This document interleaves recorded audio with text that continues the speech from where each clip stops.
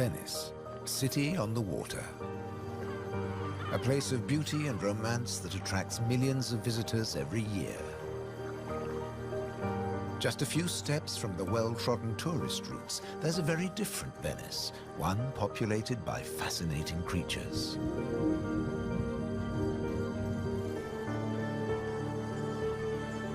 This film explores a Venice that few people ever see, a city that has a surprising double life.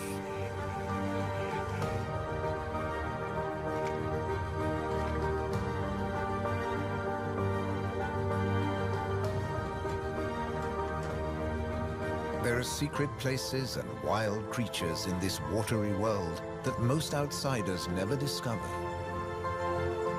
In the skies above,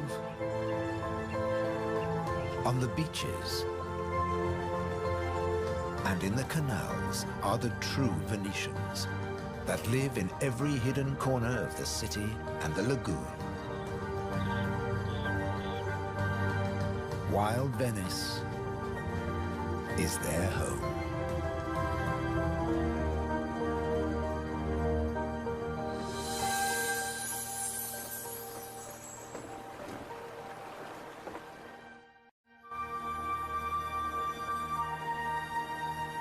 The city of Venice is built on sand, in a lagoon between the sea and the land. First formed from river sediments, man has since created an ecosystem as fragile as Murano glass. Covering 550 square kilometers, it's one of the largest wetlands in the Mediterranean. Flamingos arrived at these Venetian waters quite recently. They crisscross the Mediterranean from North Africa to France's Camargue, to Sardinia, Tuscany, and now Venice.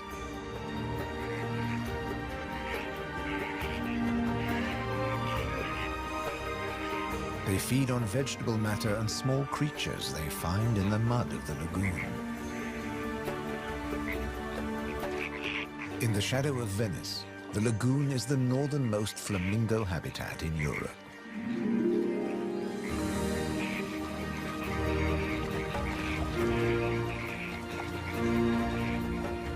They're here now, but in a few weeks, many will move off again to find richer pickings.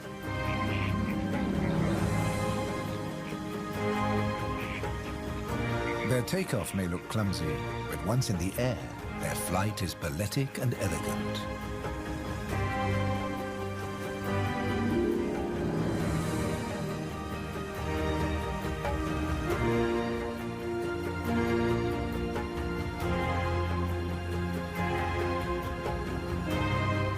And before too long, they'll return to the safety of this lagoon, tucked between the sea, the city, and the Alps. The distant peaks helped form the lagoon. The mountain streams washed their rocky sediment towards the sea to make this habitat.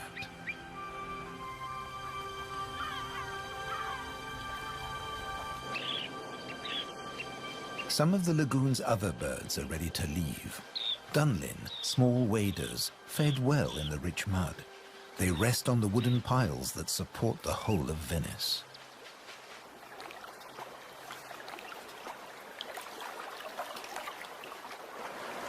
It's spring, time to head off to their northern breeding grounds.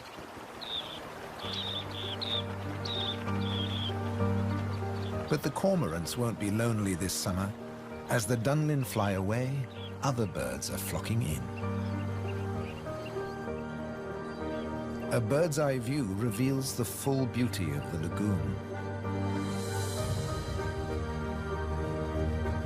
A labyrinth of uninhabited islands, intertwined canals, and swampy sandbanks.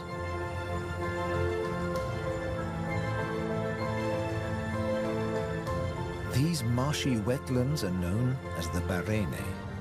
To survive here, plants need to like salt water and flooding. Natural arteries called gabi meander through the brackish gardens, keeping the lagoon alive. The same waters flow through the city. The curving streams between the islands became the magical canals of Venice.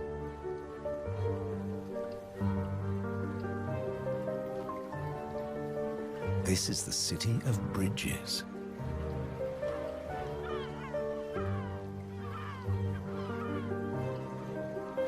Visitors are mesmerized by the romance of the canals and the ancient architecture, and often miss the smaller, wilder sights around them.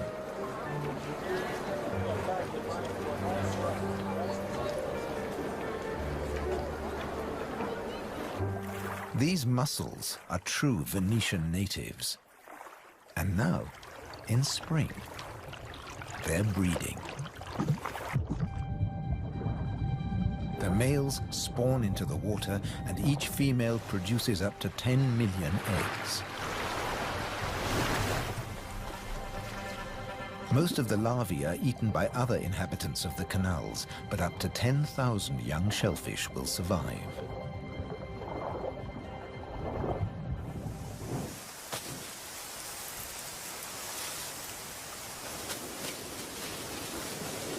Just beyond the city, colonies of birds are breeding too. But a hazard of urban nesting is constant disturbance.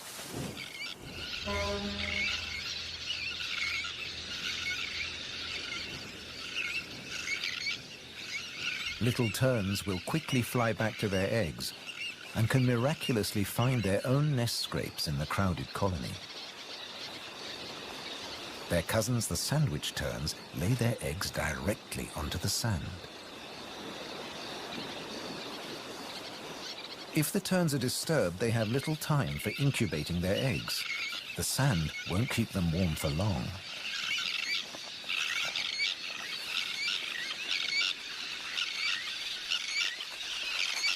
And left out in the open, they could be an easy target for predators.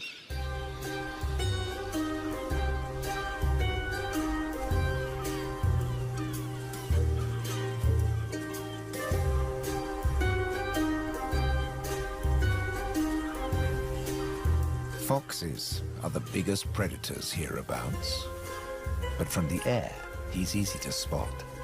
The birds make it known he's not welcome anywhere near their nests.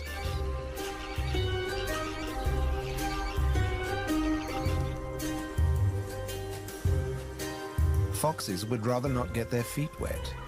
Hunting in these swampy areas is a frustrating business.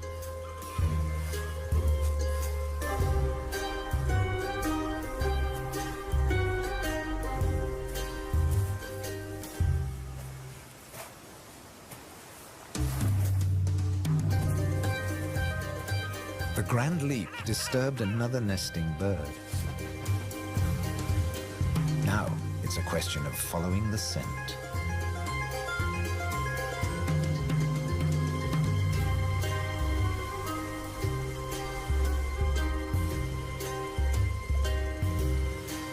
A welcome snack.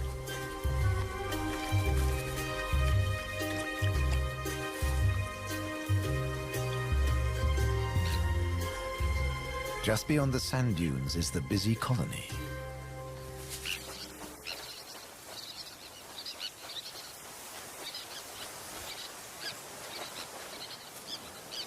In this mixed neighborhood, a pied avocet is brooding next to the sandwich terns.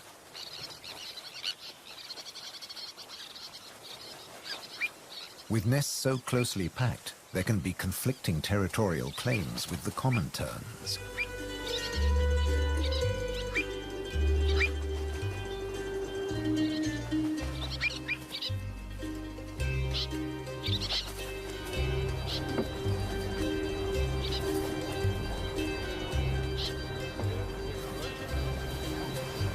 But the avocet stands his ground.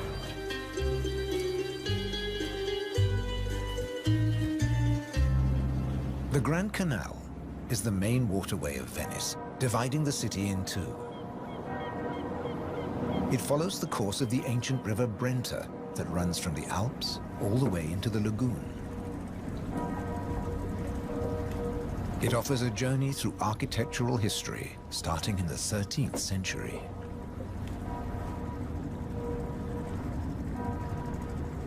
The banks of the Grand Canal have other surprises to offer, like Palazzo Malipiero's Rose Garden.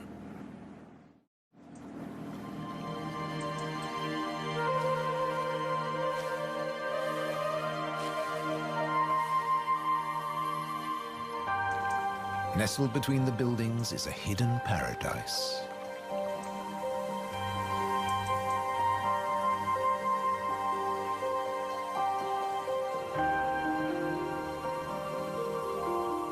Now owned by a modern-day countess, it has been restored to its full glory, and no detail has been left to chance.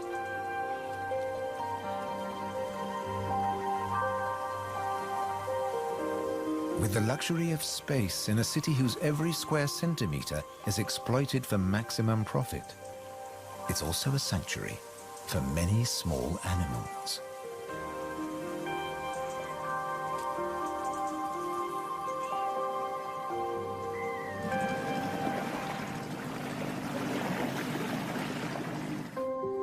Every day, more than 50,000 tourists visit Venice. When the sun begins to set, the city's waterways empty. Venice belongs to the wild Venetians.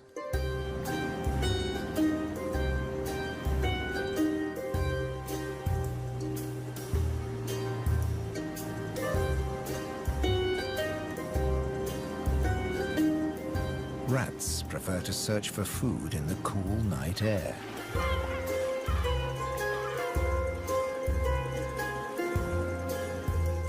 But they're not alone.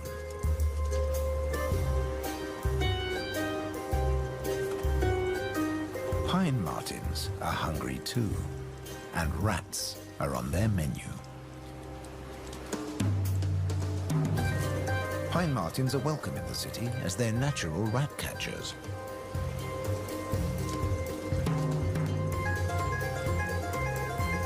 Agile, with a keen sense of smell, they can find and follow any rat.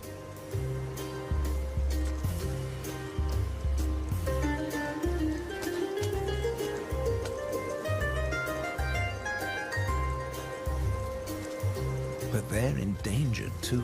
Since the rat population boomed, ironically, many martins have been killed by rat poison. The rat won the day, and the pine marten has to settle for dessert.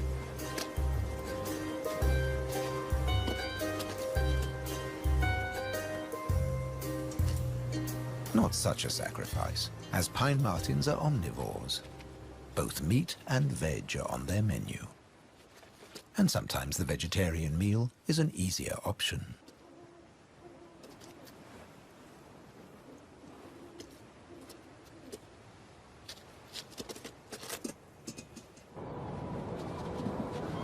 As the rat prepares to sleep, the city of Venice is beginning to wake up. The floating vegetable stalls are the first to move into action.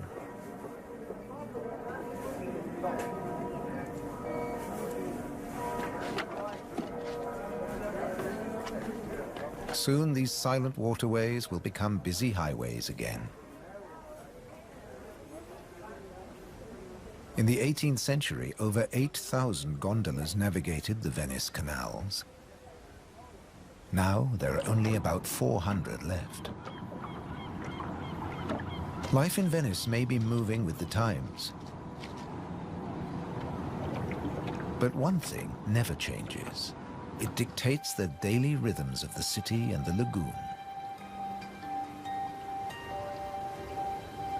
Twice a day, the tide rises and falls as seawater washes in and out of the lagoon.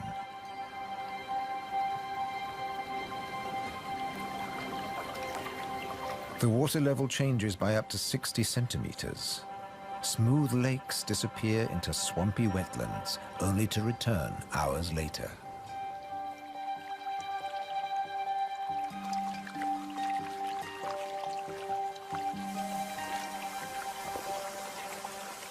Retreating water levels reveal a surprise. Strange islands that look like complicated water mazes.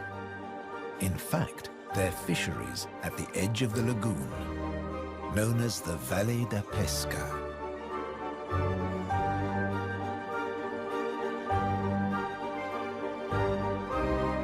They've been worked by the same families for generations, using a simple but ingenious method.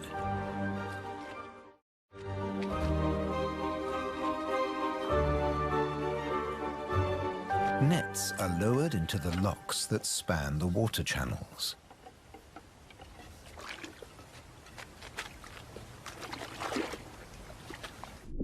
In the springtime, the locks bar the way to the young fish that stream into the lagoon to feed. The fishermen raise the nets and catch the small swarming fish in their thousands.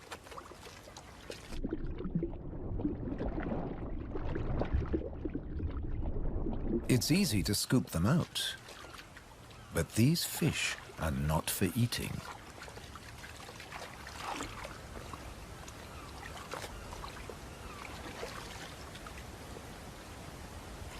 The fishermen place them on the other side of the bars and so trap them in the channels. Here, the spring fish are held under perfect conditions until they grow big enough to harvest.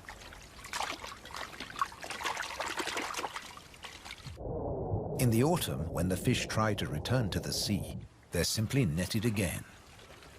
This time, they don't get away. Kingfishers have a more dramatic technique.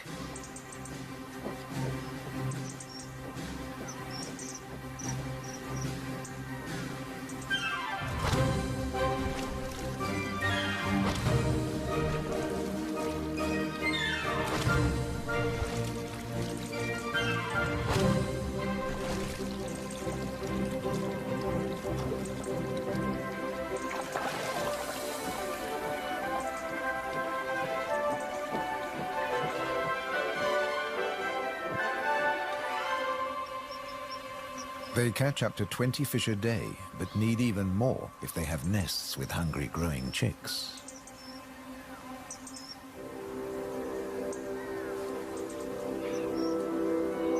It takes enormous skill, but also violence. A sharp blow to the head stuns the fish. And when it stops wiggling, the kingfisher can turn it round without fear of it escaping.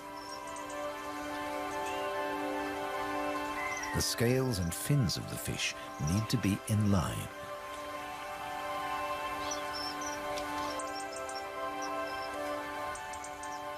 Now it's ready to swallow.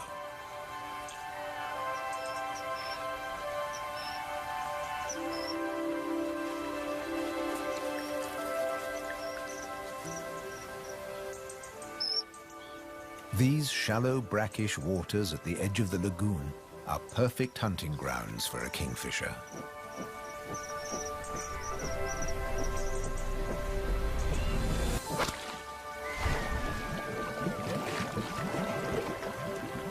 But not every dive is successful. They'll snatch the odd insect in the air, but 95% of the kingfisher's catch must be made underwater. The cormorant has an easier life, as does the little egret. And some don't even get their feathers wet while hunting. There are plenty of fish in the lagoon, but they're not only found in the wetlands. These waters flow through the city too. And there are fish to be caught in the canals. Beneath the bustling jetties of the famous vaporettos or water taxis, wildlife flourishes. Even here, the little egret can fish where the water is deeper and turbulent. It's not easy to keep an eye on a moving target from a moving base.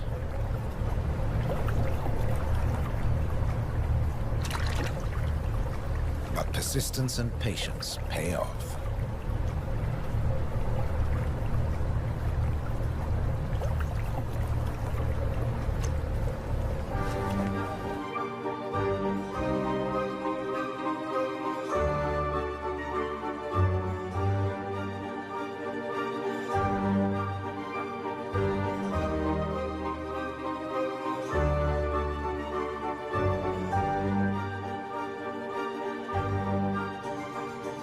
3 narrow inlets connect the lagoon to the sea. They're known as bocche, the Italian word for mouth.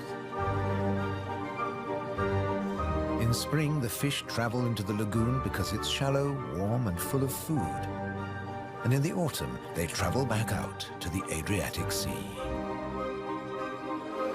The lagoon's fishermen understand the rhythms of the sea. But there was one phenomenon that remained a mystery for many years. When they cast their nets into the rich fishing grounds, they were torn to shreds. The fishermen believed that water spirits were grabbing their nets and named the area the Tenue, or Hold Fast. The Hold Fast was in fact a jagged reef, an unexpected and magical aquatic paradise. These unique natural rock formations are similar to coral reefs.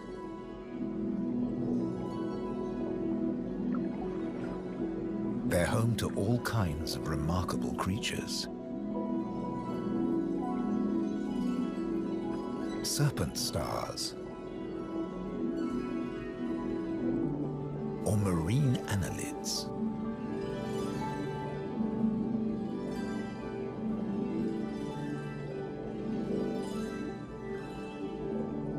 This precious area is now protected. Fishing is forbidden, diving strictly regulated.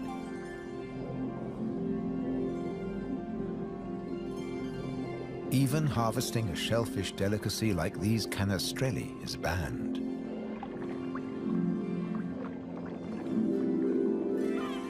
The city of Venice is lucky to have rich fishing grounds on its doorstep. The catch is seasonal, and in spring, the fish are small.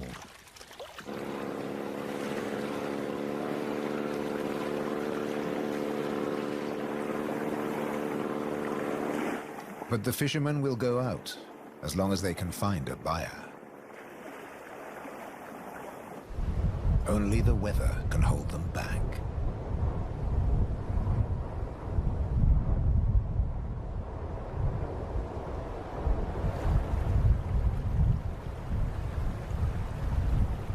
City and wetlands are both at the mercy of the elements. A storm is heading towards the lagoon. When rain-bearing clouds build up against the southern face of the Alps, and when warm southerly winds whip up the sea, water is driven into the lagoon, flooding the city and engulfing the swampland.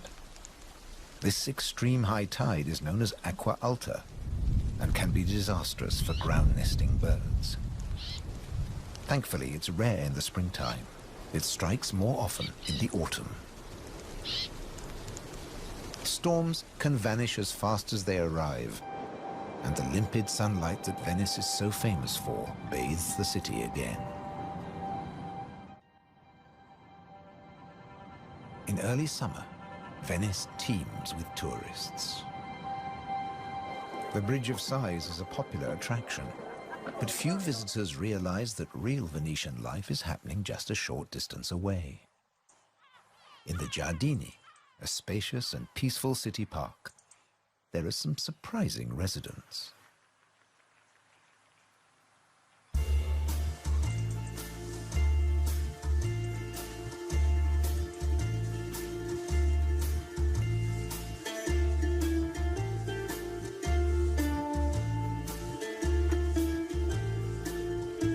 This prehistoric-looking creature is an amorous green toad looking for a mate. After all, this is the city of romance. But for a toad, finding a partner in a city isn't always easy. Even a quiet park is full of danger and disruption.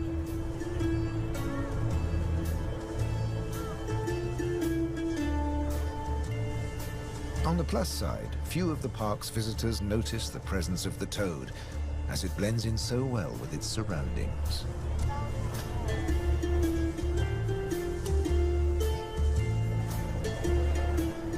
Another of the city's visitors is far more conspicuous. A stark contrast to the ancient buildings it comes to celebrate.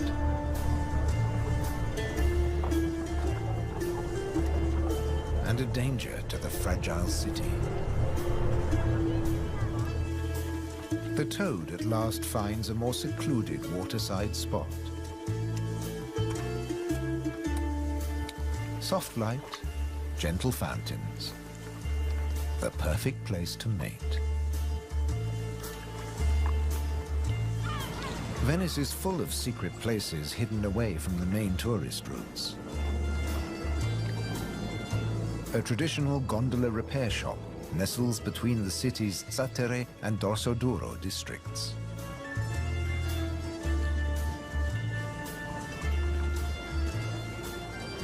Craftsmen repair the boats in the peace of the backwaters. The tranquility also attracts some exotic-looking animals.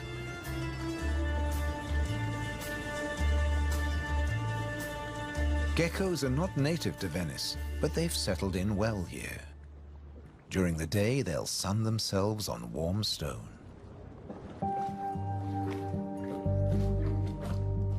They're waiting for nightfall, when the insects they eat will emerge. And in the golden light, birds that hunt geckos settle in for the night. Terns fly back to the safety of the colony, and others enjoy a final bath. Evening always brings a measure of peace to the city. The Grand Canal is now very quiet, a perfect time for the gecko.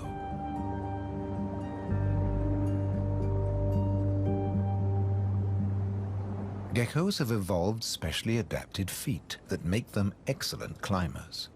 Their toes are covered in millions of tiny branched flaps with incredible adhesive power, so they can grip and climb the smoothest surfaces, even glass. The city is empty now. The Grand Canal is deserted.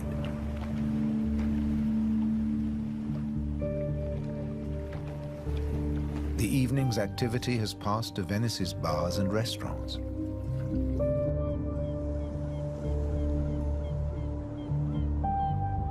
By the time the tourists are safely tucked up in their beds, the city is like a ghost town. Almost.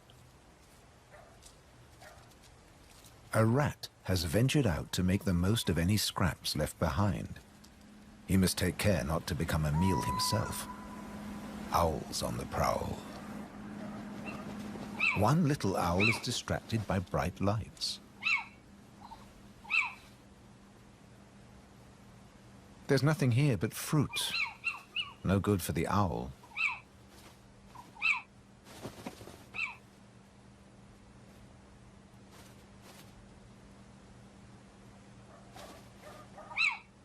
This house call hasn't paid off.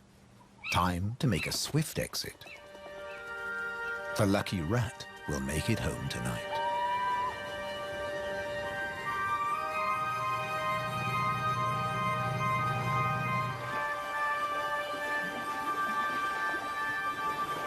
Cormorants bask in the morning sun.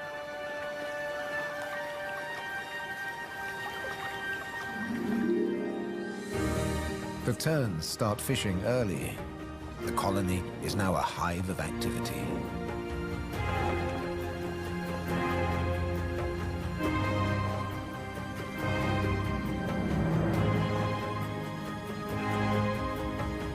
The first chicks have hatched. Exhausted from the effort of breaking out of the egg.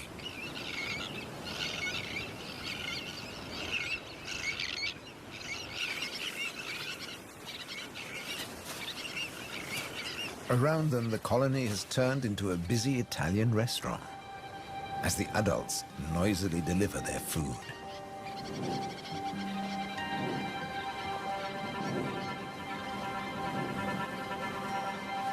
The chicks blend in well with the sand. Their cries for food are a new and insistent sound on the beach.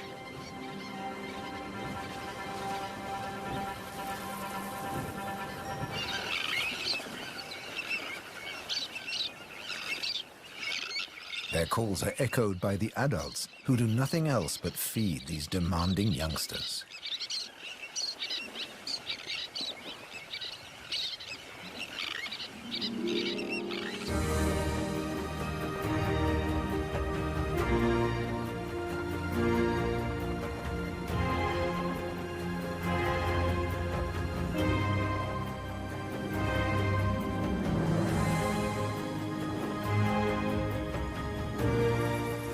It's hot and humid, and the lagoon is at its most beautiful. The hot summer months are the quietest for the fishermen. They take advantage of this time to mend their nets. They work and even sleep here, with spectacular views of the surrounding wildlife.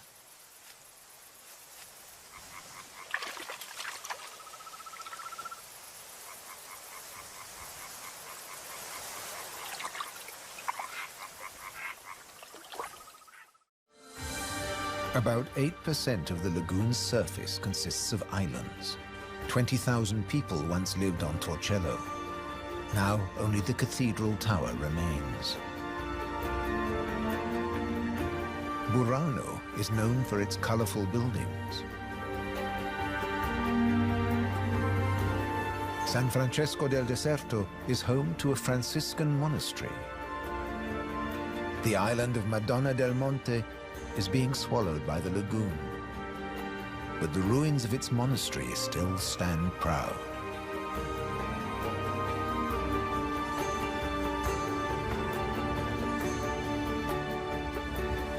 Enchanted places like this are an ideal refuge for wild animals.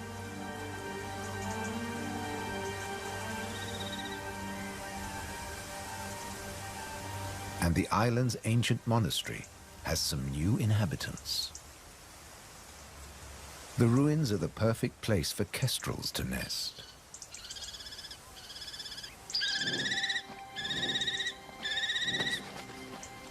The hungry chicks are nearly as big as the adults and almost ready to fledge. Feeding this brood is a full-time job for both parents.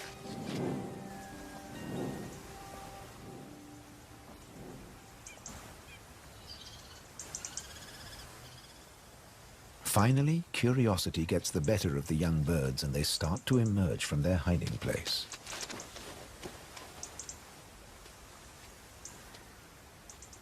The first nervous explorer is soon followed by a sibling. They wait cautiously on a ledge, while one of the adults watches from afar.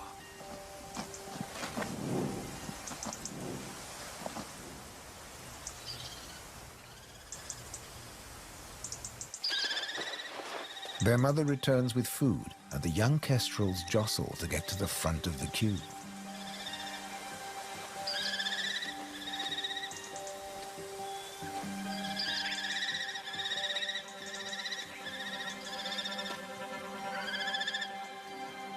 The keenest and the loudest chick is fed first.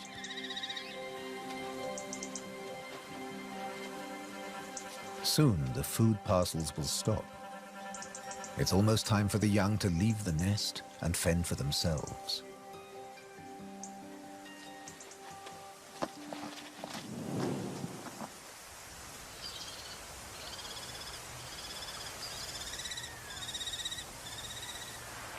Not all of the lagoon is quite so peaceful.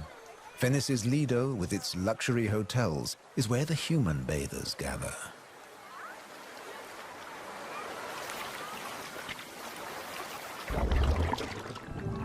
But even here, you can find wild beauty and tranquility.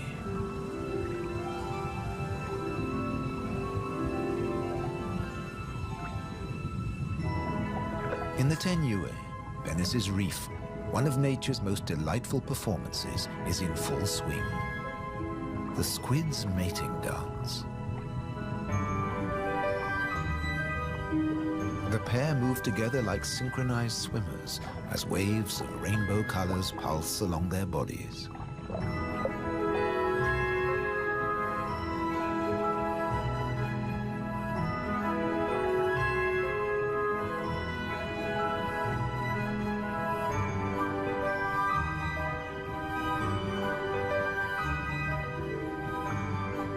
It's like an underwater version of the Venice Carnival,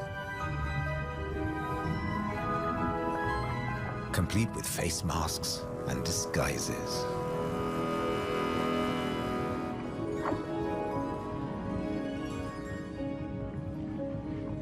Decorator crabs change their shape by attaching sponges and algae to their bodies.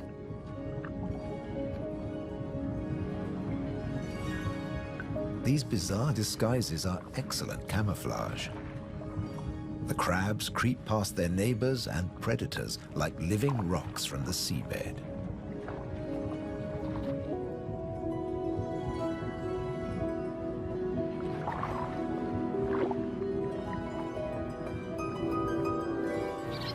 The tern colony just beyond the city is flourishing. The chicks have fed well and are strong and healthy.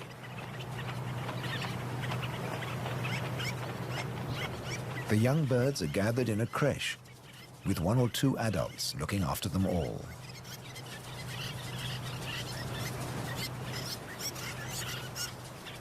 Today's lesson is elementary flight, but the teacher's demonstration is over in a flash.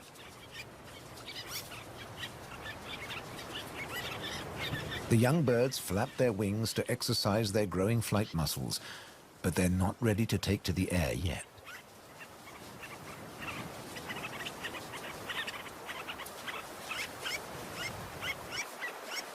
Before long, they'll be flying as well as their parents. The young kestrels are also preparing for takeoff. They bravely take the plunge and launch themselves into the air.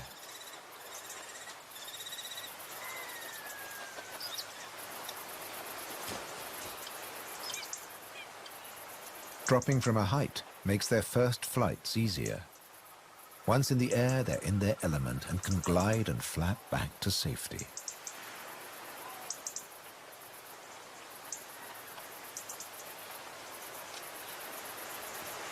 These first flights mark the end of their parental care. Now they have to find their own territory.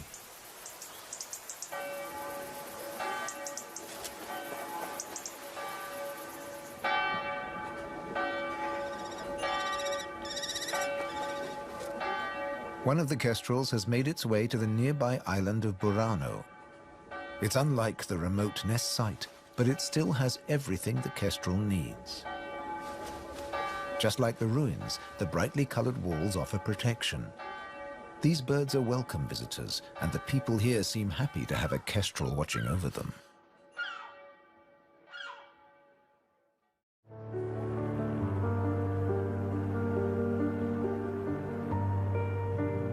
Autumn has arrived, and the wetlands once again change color. A plant called glasswort is responsible for this blush of pink.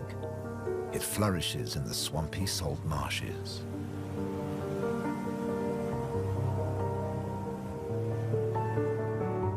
The first autumn mists mark the end of summer.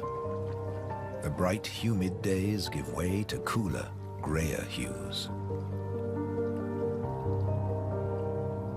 The sea and the sky seem to merge into each other. Now in September, the sea is generally calm. But from the autumn equinox, there are high tides. And sometimes, Venice floods. For now, the water is still and shimmers like liquid mercury. When the temperature drops, the beaches are finally too cold for tourists. Animals better equipped to bear the chill reclaim them. A hungry fox sniffs along the shore looking for food.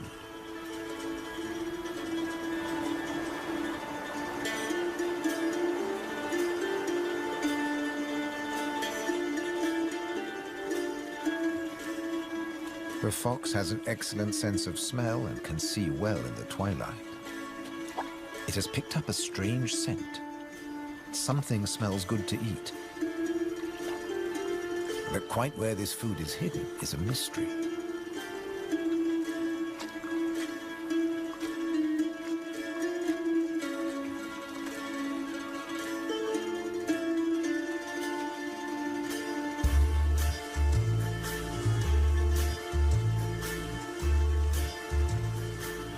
Crabs have been crossing the beach, leaving behind a number of trails, and the fox is very confused.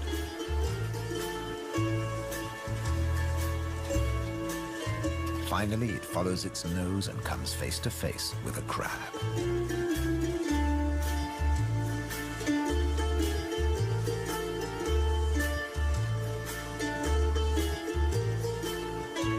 It's an unequal battle, but the crab has the advantage of armor and weapons.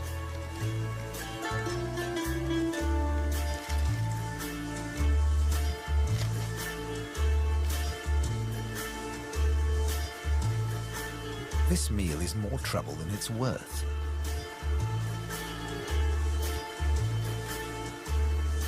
There must be easier pickings. The crab, dazed but victorious, moves off to a more secluded place.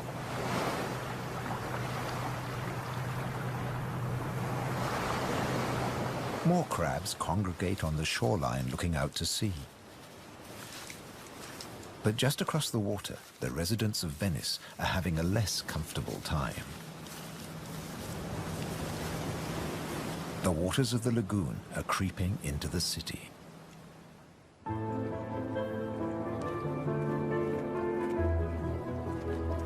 The autumn tides are getting higher, and water is seeping up through every available crack in the stones. The threat of acqua alta, the extreme high tide, is increasing every day. A combination of rising tides and the Scirocco winds cause this extreme event, and the rain just adds to it. Much of the city is only just above sea level, so there's very little to stop the floodwaters. This may look like a swimming pool, but it is in fact St. Mark's Square. Fortunately, this only lasts a few hours. Soft winter fog wraps the landscape like a blanket and brings the year to a close for Venice and its beautiful lagoon. The visitors have marveled at its sights, but many have missed the most fascinating wonders of all, the wild side of Venice. The city is empty now, but visiting season for the lagoon never ends. As one creature leaves, another takes its place.